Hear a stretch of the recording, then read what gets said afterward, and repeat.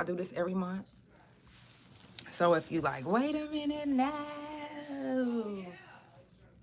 this ain't it. We ain't over. Yeah, yeah, we not. I'm childish. Um, First of all, shout out to my girl Kesia Lewis. It is Autism Awareness Month, and she has hoodies dedicated to autism awareness. No love. If you see this is on the pocket, in the little pocket right there, and then you see the little. Everything is right. So tap in with your girl Kesia Lewis on Facebook. You can type in No Love Brand. If you're looking for the autism awareness hoodies, she still has some on deck. They are going pretty fast. It has amazing quality. You know, look at this. It's real thick. It's not that cheap stuff. You feel me? It's not like you about to wash this and it's gonna come off. Very, very good material. So again, it's Autism Awareness Month, and I am representing today with the No Love Hoodie Autism Awareness version. Again, make sure that y'all tap in. What's up, TG to Dawn? Y'all, wherever you watch it, make sure that you tap in with TG to Dawn on all social media. That's DADON at the end, okay? TG to Dawn, not the or the, okay? So, again, No Love. Make sure that you tap in with my girl, Kesia Lewis. And shout out to everybody that is tuned in, all my couch potatoes that's tuned in everywhere and listening. Shout out to all my survivors. You know, anybody that has kids or a family member that's autistic. I know it's not easy. I know it's not easy to deal with. Not saying that they're a burden or anything. Oh, wow, you said that's your cousin? I'm not saying that. I'm just saying that, you know,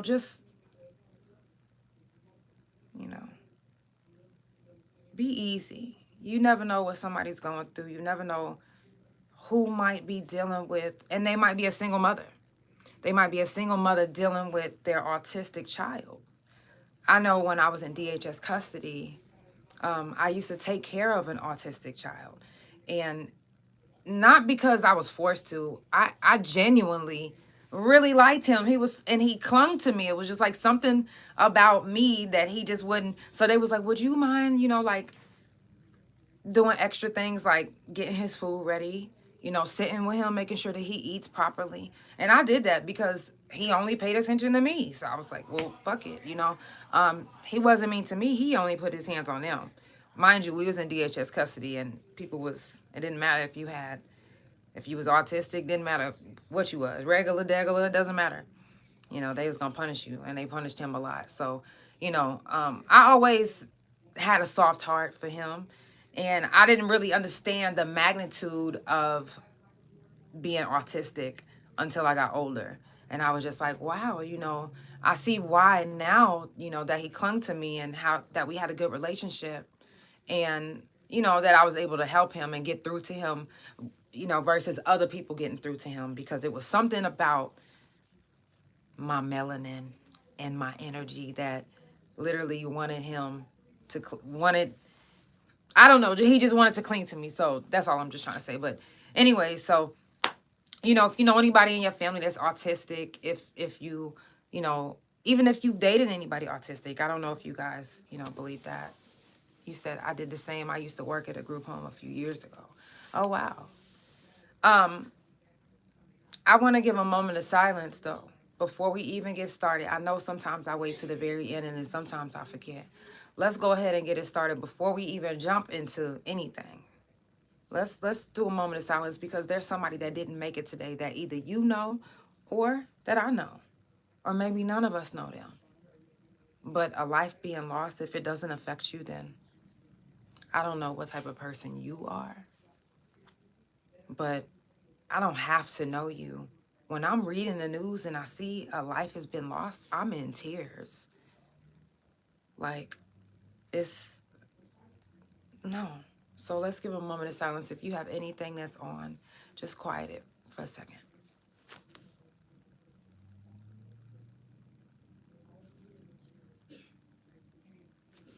Thank you so much. I love you guys. All right, without further ado, let's go ahead and get it popping. For the Couch Chronicles, where there ain't no fucking limits. Every Monday, Tuesday, Thursday, Friday from 8 Central Time. You don't never want to miss a couch. And now we live every Wednesday at 9:30 a.m. Central Time. So that's the couch every day of the week. Let me make sure I follow you. Yeah, tune in. You don't want to miss this shit. It's the Couch Chronicles, where they know what? Fucking I know you said it. period. Let me add you as a favorite.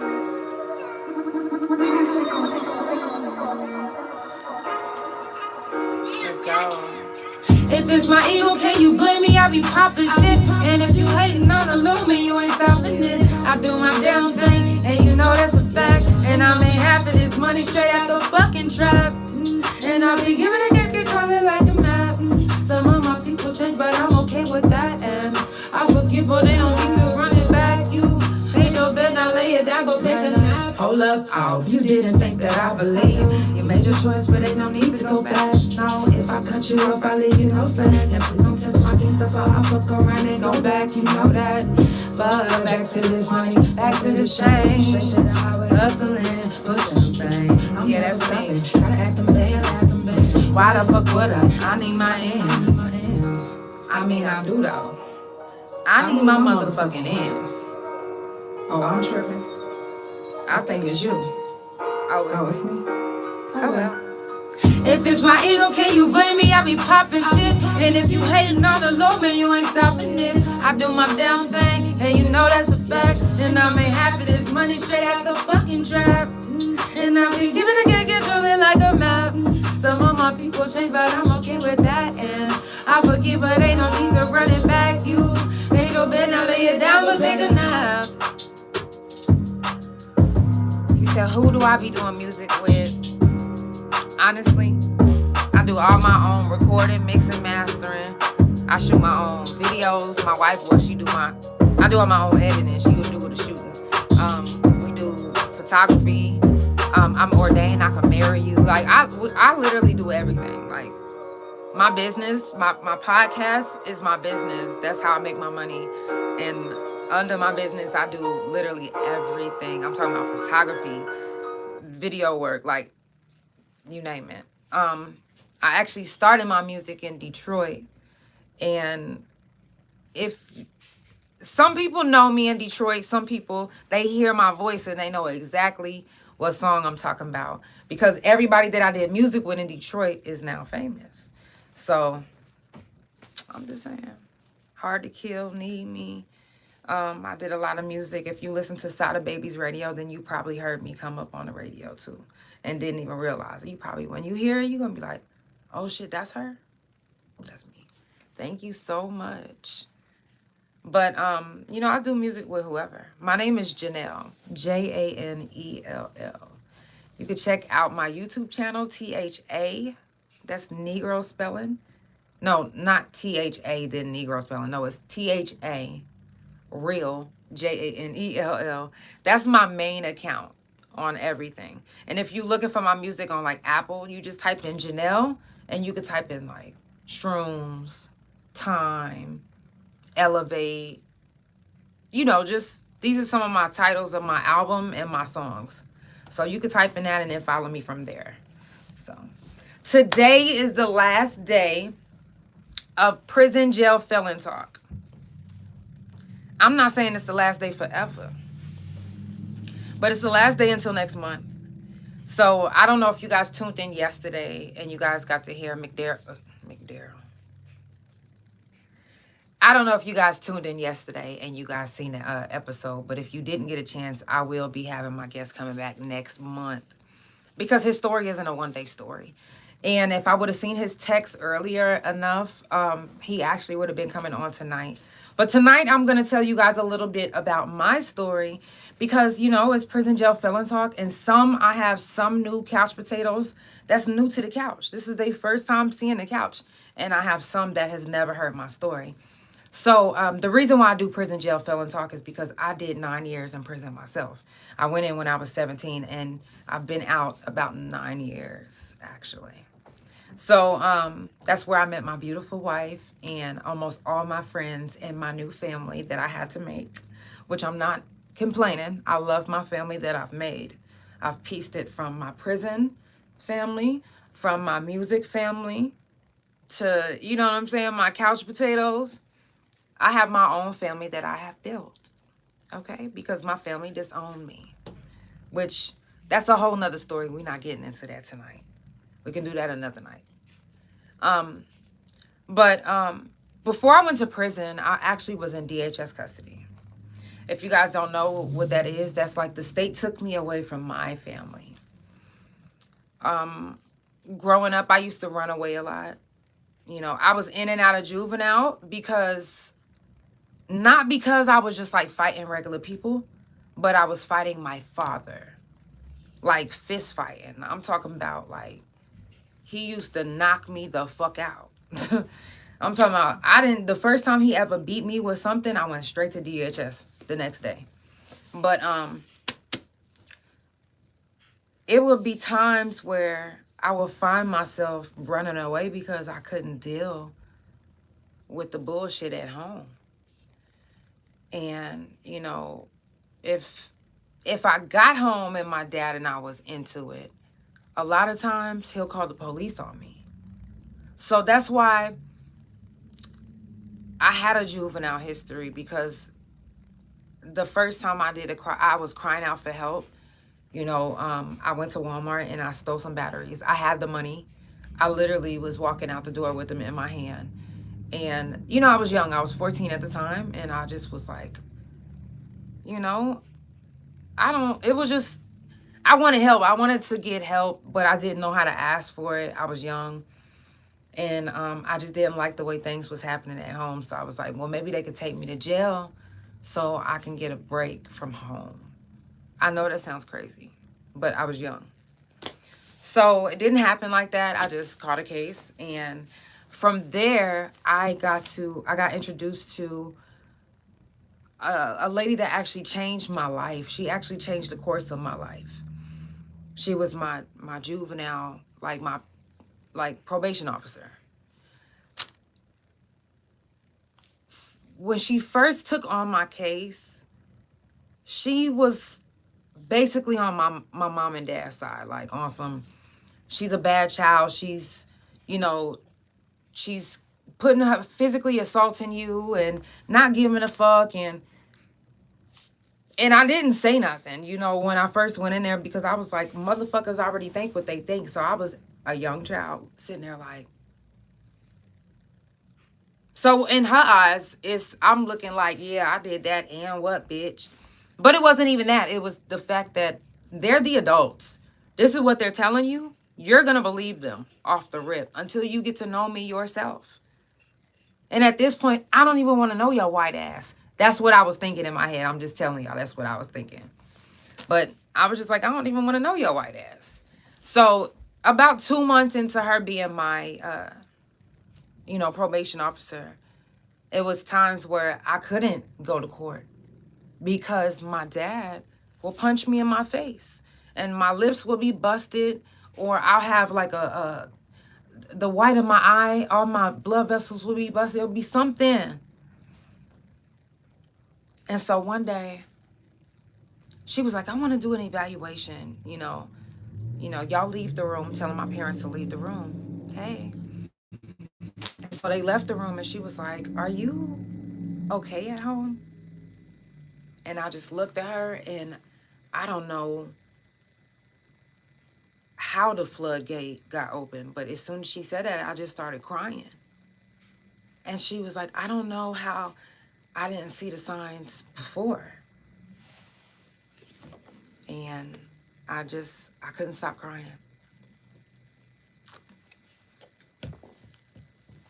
I just remember that was the day that I actually started opening up to my PO. And that same day, she wrote a referral to get me a cars worker. Now, what a CARS worker is a counselor that comes to you wherever you are, and they take you away from your family. Like I live with my parents, of course. They come pick me. She comes pick me up, and she takes me wherever I want to go to eat, or whatever I want to do, as long as we can hear each other. So I used to always, pick the most expensive places and order the most just to see, because this is a white lady. I'm trying to see if I can trust this lady. I'm trying to see how far I can push her before she like, you know what, fucking, I don't want to deal with you. I was young. I was testing everybody that was in my life. If you didn't pass my test, you had to fucking go. And I said that at an early age. Because being in DHS custody and just having people around me that just keep leaving and getting picked out of my life, I had abandonment issues. And I didn't know that I had abandonment issues. That's how I dealt with things. I was very irrational back then. I didn't give a fuck, really, about what the fuck anybody is saying. If it doesn't agree with me, or if I don't feel right with it, then bye, you gotta go. So she put up with me for 4 months before I even opened up to this lady. Now, mind you, my PO sent her to me to help. But even though I wanted the help, I wanted to make sure that she was in this for the right reasons. And I don't know. In my young ass head, I was just like, nah, fuck that. I need to know that I could tell her whatever. And she ain't. And I would tell her like little things, little by little, as the months progressed. And she never looked at me different. She never like said anything to my father. She listened to me. You know what I'm saying? And she gave a fuck about what I was going through. And she was like, every time I wouldn't talk to her, she'd be like, you ain't got to talk to me. We could just eat whatever you want and stare at each other you got me for 2 hours. Whatever you want to do. We can go for a walk. She said, until you ready, she said, I'm not going to stop. I'm coming to see you 2 times, a week, until I'm not, I said, and it went on she was my CARS worker for about a year no, let me take that back. I was 13 when I caught that juvenile case. And when I finally, I'm tripping. I went to DHS at 14, so it was 3 years before. Damn, I was 12. Because she spent 2 birthdays with me, 13 and 14. She spent 2 birthdays. I'm sorry, y'all. She spent 2 birthdays with me, 13 and 14. I remember because she got me a birthday present each time. But by this time, me and her was already good, deep into conversation. She was getting to know me. She gave me a journal, and we was speaking every time. And like, it took me about 3 or 4 months to open up. But when I finally opened up, baby, when I say I opened up, both her and my PO did everything they could they even put me in a shelter.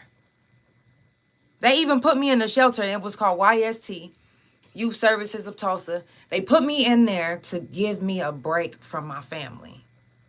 They was doing everything they could to help. And, legally as far as that they could. Because they didn't expect the things that I was telling them to actually be true. Because when I went to DHS custody, I had to have my counselor and my PO give a good word for me. Because as soon as I went to DHS custody, my father went straight to whoever he can tell and told everybody that I beat myself with an extension cord. That I sat down, just like how I'm sitting now, and just beat myself until my skin ripped off with an extension cord myself. Like, come on now. Like, let's be fucking for real. I couldn't believe it. When I heard it, I was like, what? They said, yeah, your father said that you beat yourself. I said, you know what? I'm not even finna say nothing, because in my head, in my young head, they gonna believe my parents anyway. I'm not even about to dispute this shit. Whatever. Y'all gonna find out whatever you need to find out. And then the next day, I was like, nah, fuck that. I ain't beat myself. If that's what the fuck he want to say, that's how he want to do it. Because at first, I wouldn't say my dad beat me. I wouldn't tell him who beat me. My gym teacher called the police on me because I bled through my clothes. My dad beat me that bad that I had 3 pair of sweats on and I bled through all 3 of them. And I had extension cord marks in my head, down my back, all on my legs, to my ankle, to my feet, in my stomach. Yeah. And I remember that I had a couple people that I was close to that I called my bro, because, all the boys, we was cool. It was certain people that hung and certain people that did certain things where I was at, because it wasn't that many black people. So, we stuck together pretty much. But I always had some bomb ass, like, sneakers. And so, like, the dudes really clung to me because we all, we used to be like, shit, yeah, look at my kicks, whatever. Anyways, I told my bro, I said, bro, I'm going to need to talk to you. And he was like, what's going on? I said, I need some of your sweats. I had 2 pair of sweats when I went to the school. He gave me the 3rd pair. And he was like, hell no, I'm not finna. Why? What you need them for? You trying to be a boy today? Trying to be funny because he seen me as a stud before. I said, no, bro, this is serious. He was like, what you mean? I said, like, this is. I said, bro, I don't even. And I just started crying. And he was like, nah, come here. We going to the bathroom. What the fuck is going on? I said, bro. I said, if I show you this, you can't say nothing to nobody. And he was like, what? And I pulled down my pants and I lifted up my shirt. And when he seen, like, how bloody I was, like, what was going on, he was like, what the fuck? He immediately started crying. That was, like, my first time seeing a male outside of my family cry. When I seen how hard he was crying, I was like, bro, like, come on, you gonna get us caught in here. They gonna think we trying to, like, do something. Like, cause he was, like, crying like, and I couldn't cry no more. I literally cried myself into a, like, when you cry so much, you literally get, like, dizzy and not like a migraine, but it's like your eyes hurt, like I don't know how to explain it. That's the best I could do on that part. So, I couldn't cry no more. So I'm like, bro, come on, we got to get out of this bathroom. And so he went to the men's bathroom because we was in a girl's bathroom. He went to the men's bathroom and he didn't come out. He actually missed his first class, which I don't know if he's the one that told my gym teacher to look at me and search me. But somebody did, or she might have just seen the blood. I don't know. To this day, I don't really know. But, it goes back to I don't know if any of my old couch potatoes are tuned in, but it goes back to when I was in elementary school, when one of my friends told the whole school that my dad tried to rape me and I had to fight her. It goes back to that. When they was thinking back to all the times that he put his hands on me and they didn't think that it would, be this deep.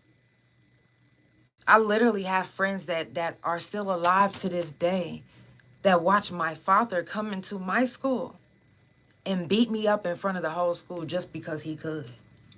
None of the teachers helped me. The only people that was trying to help me was my homeboys. They was like, who the fuck? Like, everybody thought that was my stepfather because they couldn't believe, how he treated me and the things that he did to me. So, I know I took y'all back a little far. I'm telling y'all the story. So I'm in DHS. I'm trying to convince them now. And the reason why my PO and my counselor got pulled into it was because I'm like, yo, I need y'all to be my witness. Like, I would never just beat myself. Like, if I'm going to cut myself, I'm going to cut myself. But beat myself with an extension cord from my head to my toe on my front and my back, I'm not about to do that. Like, so they came and they was like, she didn't do that. This case of the reason why I went to DHS is the reason why they actually trying to ship my father today, if they haven't deported him already. Anyways, so I spent, 14, 15, 16, 3 years. 3.5 years in DHS custody. My sister actually got to go home. I didn't get a chance to go home. I went from DHS to prison. And around the time when I caught my case, I was just in my head, I was 17. And in my head, I was like, I'm not taking no more fucking bullshit from no goddamn body. I said, this is just the end. This is like, I'm at my wit's end. So at this point, not that I haven't been raped before, but it was the last time I was going to allow anyone to take advantage of me or do me any. When I got raped before I caught my case, when I caught my case, which if you seen the post on Facebook, that's the man that I shot. When it happened, I thought that my brother was going to protect me. I'm telling my brother, like, Bubba, like, your homeboy raped me. Like, you got to go, do something about. I couldn't tell him immediately because when it happened, I literally, like I blanked. I blacked out. Like, I quit my job. Like, I stayed in my friend's house, and I stayed in his room for maybe like 2-3 weeks. I didn't want to talk to nobody. I'm not gonna lie, I barely took a shower. Like, I couldn't think straight. I just was like, what the fuck? Like, this motherfucker raped me? Like, this is my brother's friend. Exactly. Thank you, Lyric. I'm like, this is my brother's friend. Like, what the fuck? And at the time, y'all about to be blown away. At the time, I didn't know that my brother set me up to get raped for a bag of cocaine. Now, I'm going through all of this, what's going through my mind about the rape, not even knowing of my brother's betrayal. I confided in my brother, asking him to handle the situation. And he made me believe, mind you, I admired my brother. I wanted to be like my brother. I wanted to be a boy. Like, I wanted to be just like my brother growing up. I just thought he was just so cool. Like, so I wasn't expecting this to make me emotional.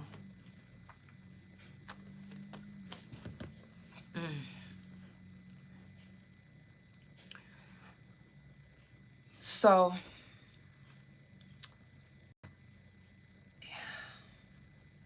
I was raped in June of 2007. In September of 2007 is when I actually found the guy that raped me. And I didn't know for sure if it was him, but I was like, I'm going to follow him just to see if this is him. Mind you, I was 17. Not going to say I've seen a lot of movies, but I've seen enough movies to know that, follow, check out the scenery, you know what I'm saying? Like, see what's going on. I knew enough to do that. So I followed him for about 3 weeks to make sure that it was him. And when I was sure that it was him, on the last week of following him, I stole a car. I got a shotgun, sawed off the handle. And I was like, I got my little posse, which was my boyfriend at the time, and his homeboy, which was his best friend at the time. And I said,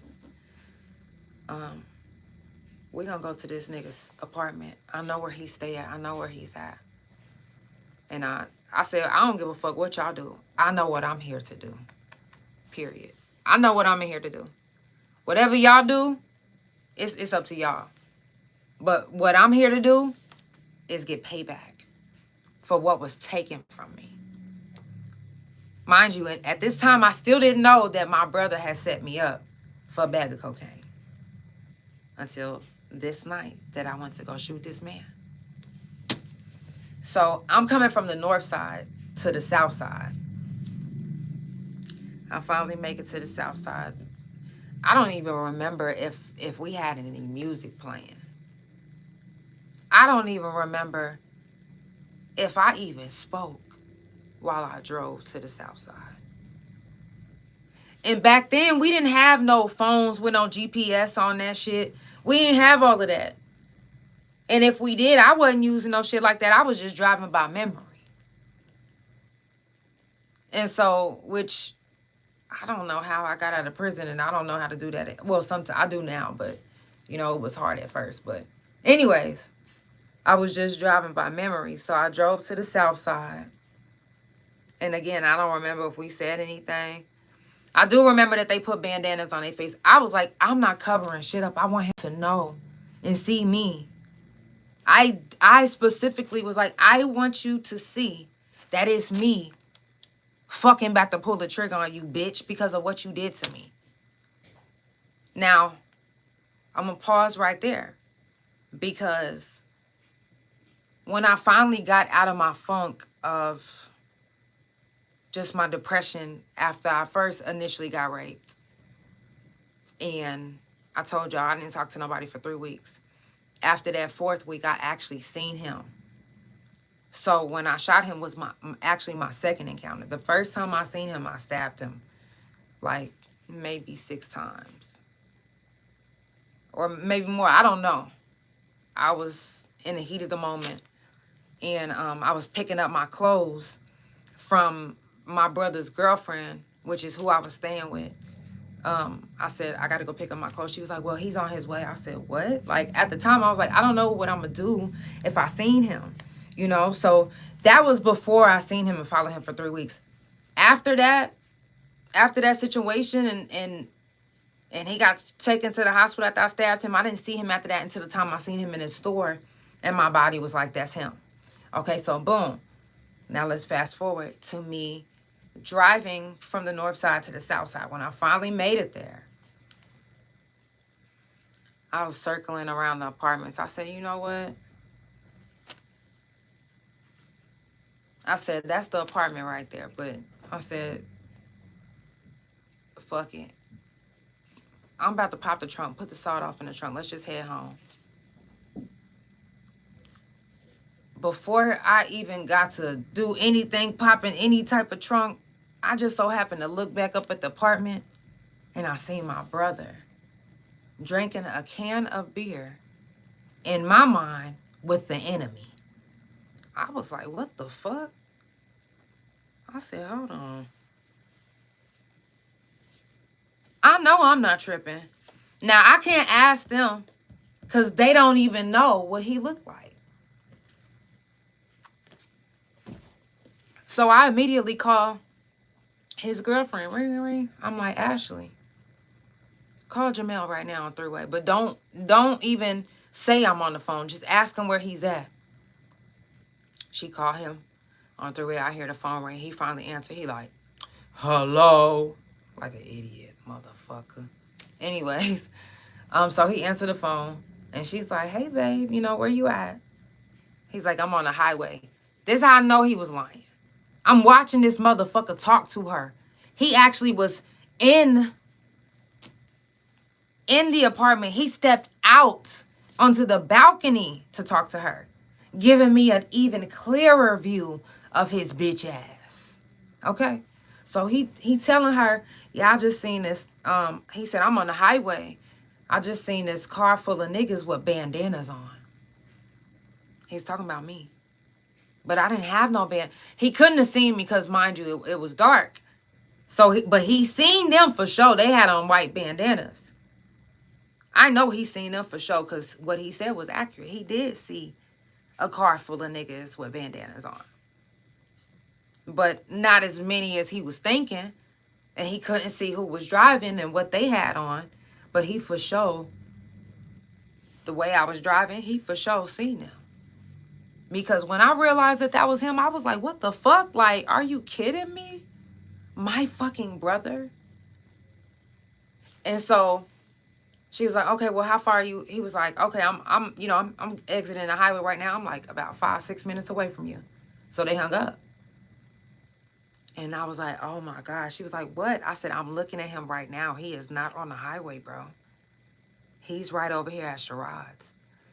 And that's when she was like, you know, he got a bag of Coke for, what he did to you. I said, huh? She said he got a bag of Coke for that. And she said, I don't know if it was to silence him or or if it was, just an exchange. To me, you sold me out for a bag of Coke. Period. To me, that's what that was. You sold me to your homeboy for a whole bag of Coke that you could snort. You did that. You got me into this situation. Because your coward ass, your bitch assness, I thought that my brother was something that he wasn't. I thought he was like my knight in shining armor, the person that was going to save me. You know what I'm saying? This is my big brother. Like, I done seen movies about, big brothers beating the fuck out of people for fucking with their little sisters. And this man raped me, he gonna do worse. No. This man took a bag of Coke to let it be all good. And now you over here drinking beer with the motherfucker like y'all are just the bestest of friends. So, he leaves. Unbeknownstly. Did I say that right? Probably not. Anyways, he left the door unlocked. Now, like a nigga, he probably was like, hey, you want me to lock this door? And old boy probably was like, no, leave it open because old girl on her way. You never know. Or old girl about to leave. Whatever the case is, the door was unlocked. Okay? So after I seen my brother drive off, it's so much rage inside of me at this point. Like my brother for cocaine. You didn't handle this man raping me, violating me, taking advantage of your little sister, your baby sister. But you treating it as if you guys are just... I was so hurt. And again, I was young. But I was just so hurt. I was like, I am going to shoot this motherfucker dead. At that point, give me the sawed off, let's go. I parked the car around the corner. I don't even know. You know what? We could have got caught that day. That day, we could have actually got caught because I couldn't get the car to start at first. My hands were shaking. I'm not gonna lie. I couldn't get that screwdriver in that bitch right. The fuck? I'm like, ugh. I said, well, shit, we caught because I could hear the police. I hear the sirens. When I finally get that motherfucker sparked, baby, the detective that came and got me and arrested me was like, I seen you driving past us. And my gut told me that you was the culprit. Mm-hmm. So, after my brother drove off, we walk in there. And I'm like, shit. I walk in, I got the motherfucker to my side. And so, it's dark. The way his apartments were set up, as soon as you open the door, it's steps. So I'm walking up the steps. He's like, who is that?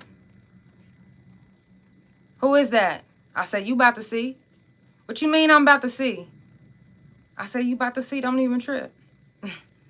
I don't know who the fuck I thought I was. Mind you, I was 17. I don't know who I thought I was. But I was like, you about to see? So he looking. And he looking at the side of, like, to see, like, damn, what she got?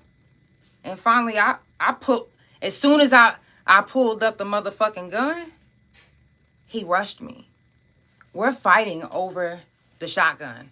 And literally, it's like this on my chin. because he's behind me now. He got the best of me. He's a man. He's a grown-ass man. I'm only 17. At the time, I think I was like maybe 175. I probably look about the same. I probably would. Nah, I was a little bit skinnier than this. I think I was like maybe 159 or something. Anyway, so we fighting over the gun, and it's a double-barrel shotgun. It's on my chin. And all I could think is, okay, well, if I'm gonna die, I'm gonna die trying to kill this motherfucker. So, I don't know where I got this strength from.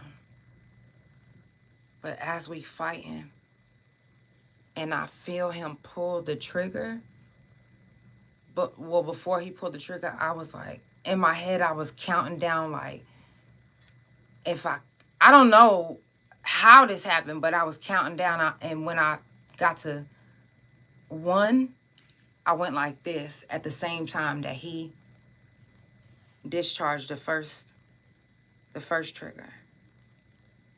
And it went through the stereo system, all of that. I remember seeing the TV spark, and like whenever you shoot a TV, like that motherfucker almost exploded, but I seen sparks and everything. And I was like, fuck, we still fighting over the gun.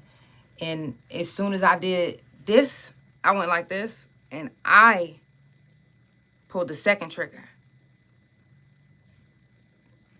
I don't know how I knew which one to pull, or how I knew when to go like this. Because mind you, he had the best of me. Like, I promise you, if it would...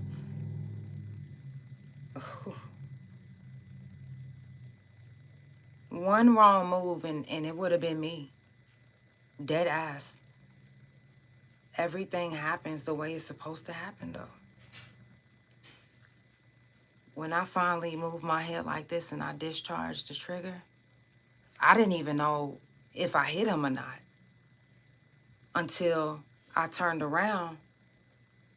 And when I turned around, I was just like, oh shit, like, I'm trying to grab the gun and get the fuck on, because I see his face is opened. Like, this part is gone.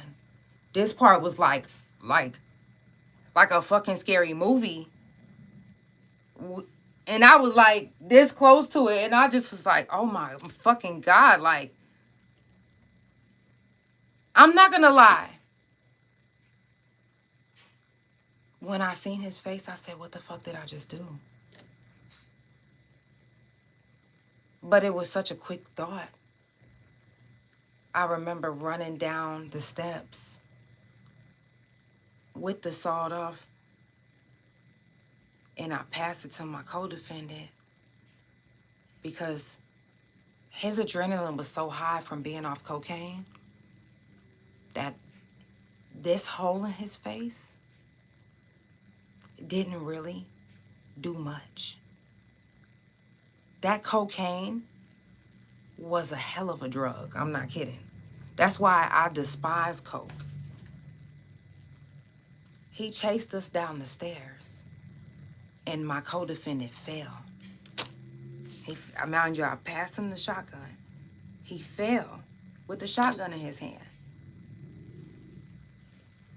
Sherrod is holding onto his legs, trying not to let go of him. He's trying to keep at least one of us there.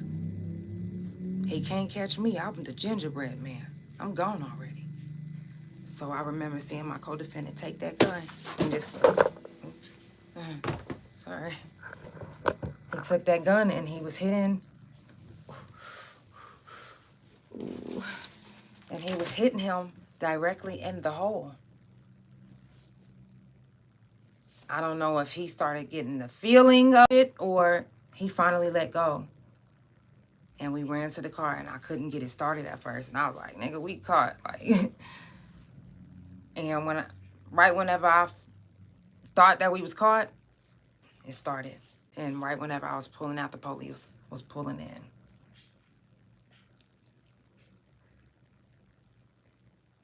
I remember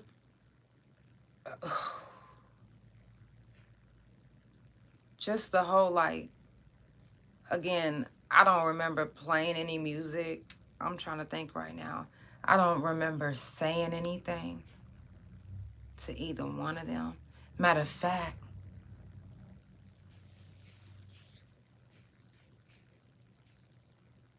thank you so much. Let me screenshot. Thank you. I was just like, okay, when my co-defendant fell to the ground and he was hitting him in the face with the hole, his best friend was gone. Now, let me tell you this. I do remember now. I didn't want to leave because I was like this nigga ran somewhere. Like, he's scared. We can't just leave him out south. Like, what? I didn't know. I'm telling you, I didn't know that he would be the one to tell the police where we would be at the next day. So, and his name was Mark from Tulsa. Yeah. I didn't know that he was going to be there the next day. I didn't know anything, honestly. My mind was everywhere. I remember that night taking a shower, and I would hear, this is what I was like, what? Like, what the fuck is that? I'm going like this in my hair. And I look down, and I see pieces of his tongue, pieces of his nose, pieces of his lip, flesh, teeth coming out of my hair. I was like, what the fuck? What the fuck? Like, what the fuck? What the fuck is about to happen? What the fuck am I about to do? Like, should I leave my co-defendant here? Should I go? Like, I didn't never think anybody was going to snitch on me. I wasn't thinking nothing like that at all. I wasn't. I remember turning on the TV and watching the news because I was like, I got to see did he die? Like, did he survive? Like, what's happening? Do they know who it was? Do they got footage? Did they, like, what is it? On the news, they said that he died purposely to try to draw us out or try to protect him because he was going to turn state. But he wrote on a piece of paper, I work at Pepsi, Jermel's little sister shot me. Yeah. I'll never forget that. I remember they showed the clip on the news and they showed what his writing said with the blood on the But they don't look at my case and they don't see, oh, well, he raped her and she went back and no. All they see is this young lady shot this man in the face. And not that anything was missing, but because they wanted the case to be so juicy, they literally put grand larceny, first-degree burglary, and armed robbery on me. They tried to make it like I went and just ransacked this nigga's house. Like I stole a bunch of shit. What? They even allowed his baby mom to testify against me, and she wasn't even there. How does that make sense? My whole case was fucked. And then after the fact that they found out that he raped me, and, you know, it was other girls they were scared to testify, but they, you know, some people sent anonymous letters to the DA like, he's raped girls before, so, you know, if that's what she's saying, then it's true. But they didn't take that into account because didn't nobody come, you know, be a witness. Didn't nobody come testify on my behalf. People came and testified against me. Like I was the enemy of the motherfucking state. They had it all over the news. Matter of fact, I'm talking about I was one something. They said I was pregnant. Pregnant woman shoots man. I'm like, what the fuck? They had all type of bullshit ass shit that they were saying. Dragging me. Now, before they had Just Busted and all that shit on Facebook, they actually had a newspaper dedicated to motherfuckers that have been arrested or is in the news. And it wasn't, oh, well, they was talking shit about you. You hear me? I'm talking about a motherfucking newspaper full of talking shit about they didn't give a fuck. Y'all think just busted is bad? No, they was dragging us. I kid you not. They'll have the mug shots up there. Don't let your mug shot be ugly as fuck. They'll do a spread on you. I'm not kidding. So that was back in that day. They was dragging me. They was dragging me through the news. They was trying. My co-defendant was actually a year younger than me. They was trying to make it like I was just the mastermind. Which I guess if you look at it, I was the mastermind. But it wasn't the type of mastermind that they thinking. I was doing this for myself. And I said, I mean, if y'all coming along, y'all can take whatever y'all need. I don't give a fuck. Because I know what I'm in here for. I know what I'm in here to do. Handle my business. The fuck? Because ain't nobody handling it for me. So, just going through the case and just all of that, how they trick you is they trick you into taking a plea bargain. They make you believe that it's the best deal going. And then once you take that plea bargain, you can never fight your case again. It's over with. Unless they have some type of innocence program or some shit like that. If you take a plea bargain 9 times out of 10, it's over with for you to even try to get out.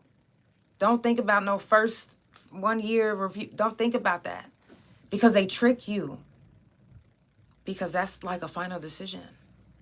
It's over with. That's it. That's how they trick you, trick all of us. They tricked me.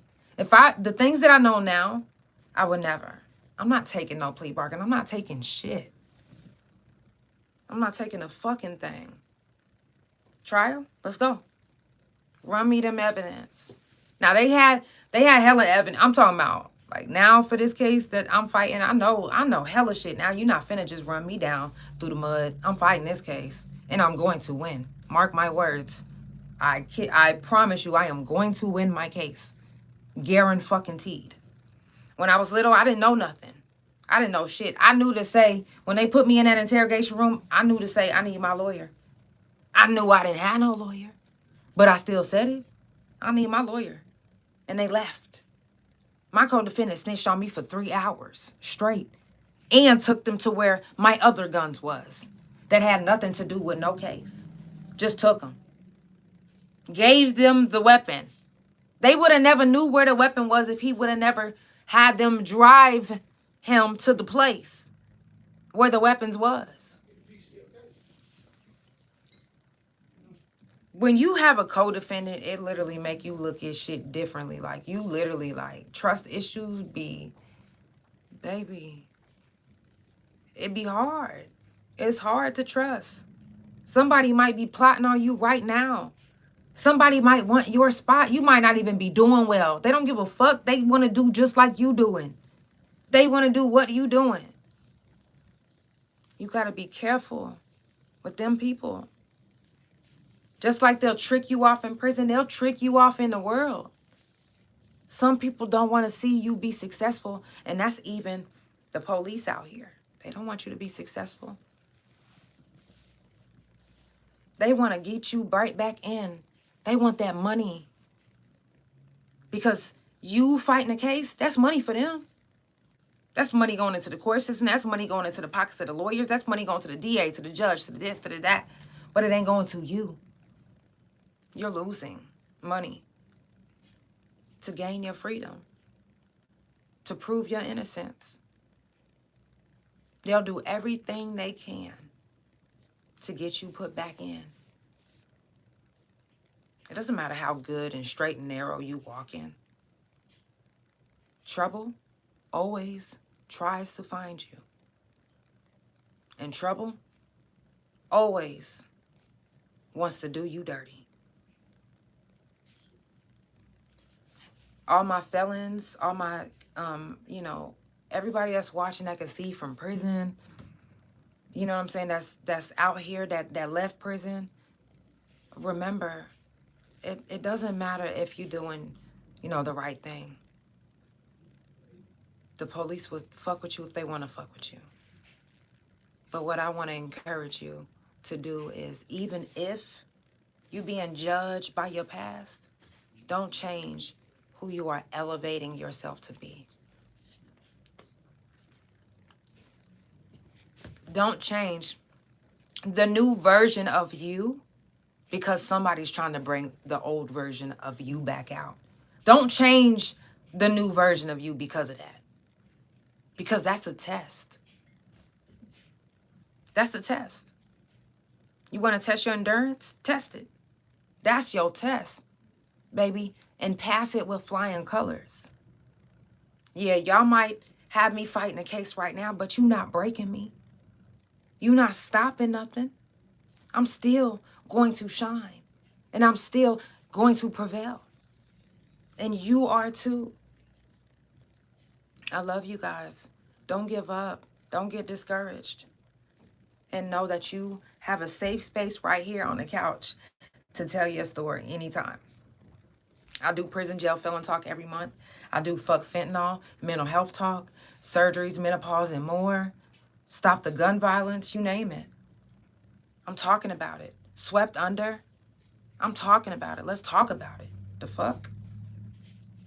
I definitely appreciate all you guys for tuning in. It's Friday. If you're going out, please be safe. I don't know how many times I have to say this, but I'm going to say it every Friday. If you're in the Oklahoma City area and you are going out to party and you are too drunk to drive, first, ask one of your sober friends to drive your car to take you home. If that doesn't work, then you call my hotline, 404-666-5906, and me and my wife will come get you and take you to your house. But please do not get behind that wheel and drive. Please. Doesn't matter if you think that you're so close that it's just right around the corner. Right around the corner can be the death of somebody because they trying to cross the street at night with no reflectors and you didn't see them. Be careful out there. That's the Couch Chronicles where it ain't no fucking limits. I love you guys and I will see you Monday.